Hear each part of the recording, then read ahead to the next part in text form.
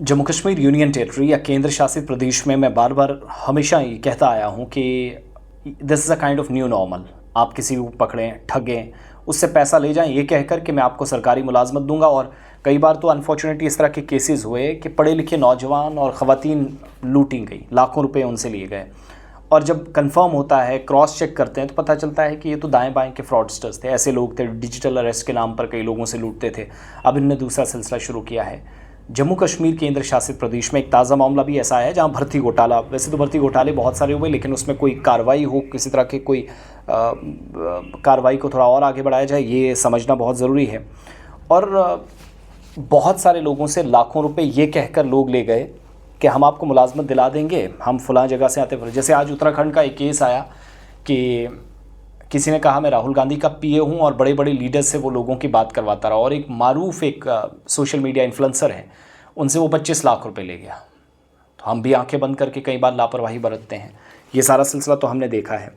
अब ये बात मैं क्यों कह रहा हूँ, कुछ दिन पहले मैंने आपके सामने खबर रखी थी बांडीपुरा की, जहाँ पर कैसे बैंक के अंदर बाकी कुछ लोगों को मुलाजमत दी, बैंक के अंदर बैठे लोगों ने ही मुलाजमत दिलाई, उन्होंने ही उनकी तनख्वाहें निकाली, काम ख़राब करवाया।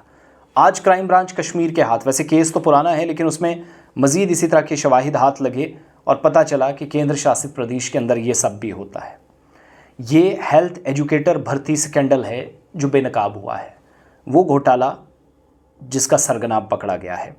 केस है FIR number 19/2017, crime branch Kashmir की जो कश्मीर विंग है, उस केस के सरगना को हिरासत में लिया गया है और गिरफ्तार जो मुलजिम है इसकी शनाख्त शाहनवाज अहमद मीर के तौर पर हुई है, जो हेल्थ डिपार्टमेंट में एक सीनियर असिस्टेंट और टंकीपुरा शहीदगंज श्रीनगर का रिहायशी है। इस पर इल्ज़ाम क्या है कि हेल्थ एजुकेटर भर्ती घोटाले में इसने मुबैना तौर पर काम किया है। Deputy director health services Kashmir का एक कम्युनिकेशन मौसूल हुआ था, तो उस मवासलत के बाद शुरू हुआ और उसमें इंकिशाफ हुआ कि बडगाम के माजहामा का बशीर अहमद सोफ़ी है, वो डिपार्टमेंट में आया नौकरी लेने, ट्रांसफ़र ऑर्डर दिखाया, वो भी जाली, लास्ट सर्टिफिकेट जो उसने लास्ट सैलरी ली हुई थी उसका सर्टिफिकेट भी बना कर लाया था। हेल्थ एजुकेटर के तौर पर अपॉइंटमेंट उसने ली, कहाँ पर? मजहामा बडगाम में। तहकीकात शुरू हुई, शिकायतें मौसूल हुई तो पता चला कि इस मुलजिम ने गैरकानूनी तौर पर ब्लॉक श्री और बारामूला के अंदर, यानी ब्लॉक श्री बारामूला में सरकारी मुलाजमत में दाखिला लिया, तनख्वाह भी लेता रहा। एक तो वो लापरवाही, वो गुनाह करके, अब दूसरा करने आया था वहाँ की लास्ट सैलरी वाली सर्टिफिकेट भी बना के आया, स्लिप लेके आया कि मैं वहाँ पर काम करता था। शाहनवाज अहमद मीर इसी तरह के कई केसेस में मुलव्वस हैं जो इनका सरगना है, इसको पकड़ा गया है, तफ्तीश जारी है, बाकी के खिलाफ भी चार्जशीट फाइल कर दी गई। तो आप अंदाज़ा लगाइएगा कि हम क्यों बार बार ये कहते।